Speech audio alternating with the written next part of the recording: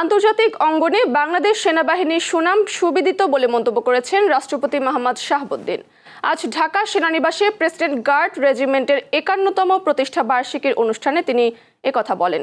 রাষ্ট্রপতি বলেন, জাতীয় নিরাপত্তা কৌশল নির্ধারণের সবার আগে বাংলাদেশ নীতি ধারণ করা হচ্ছে, যার মাধ্যমে দেশের প্রতিরক্ষা ব্যবস্থা আরও আধুনিক ও শক্তিশালী হবে। সরকার সশস্ত্র বাহিনীকে আধুনিক চতুর্মাত্রিক বাহিনী হিসেবে গড়ে তুলতে বদ্ধপরিকর উল্লেখ করে তিনি আরও বলেন, প্রচলিত নিরাপত্তা ঝুঁকির পাশাপাশি বর্তমানে সাইবার হামলা ও কৃত্রিম বুদ্ধিমত্তা বা এআই এর অপব্যবহারের মতো নতুন চ্যালেঞ্জ তৈরি হয়েছে। এসব আধুনিক প্রযুক্তিগত হুমকি মোকাবেলায় সামরিক বাহিনীর প্রযুক্তি সক্ষমতা বৃদ্ধি এবং কার্যকর কৌশলগত প্রস্তুতি নেওয়ার তাগিদ দেন রাষ্ট্রপ্রধান। একই অনুষ্ঠানে যোগ দেন প্রধানমন্ত্রী তারেক রহমানও। এ সময় সশস্ত্র বাহিনীকে দেশের সাহস ও গৌরবের প্রতীক হিসেবে উল্লেখ করে প্রধানমন্ত্রী এবং দেশপ্রেমে বলীয়ান হয়ে দায়িত্ব পালন করার জন্য পিজিআর সদস্যদের প্রশংসা করেন।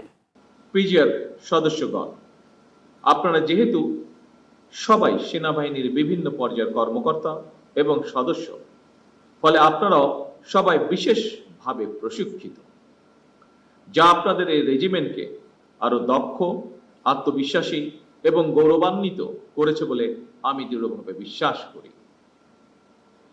একটি দেশের সশস্ত্র বাহিনী দেশ এবং জনগণের সাহস এবং গৌরবের প্রতীক। 1971 সালের মহান মুক্তিযুদ্ধে সশস্ত্র বাহিনীর সাহসী ভূমিকা সেনাবাহিনীকে বাংলাদেশের গৌরবময় ইতিহাসের সঙ্গে অবিচ্ছিন্ন এবং অঙ্গাঙ্গিভাবে জড়িয়ে ফেলেছে। সরকার সশস্ত্র বাহিনীকে আধুনিক চতুর্মাত্রিক বাহিনী হিসাবে গড়ে তুলতে অঙ্গীকারবদ্ধ।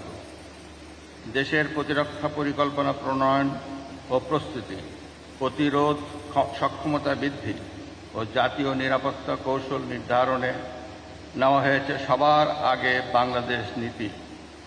এ সকল নীতি ও উদ্যোগ বাস্তবায়িত হলে সশস্ত্র বাহিনীর সার্বিক সক্ষমতা ও দক্ষতা বৃদ্ধি পাবে।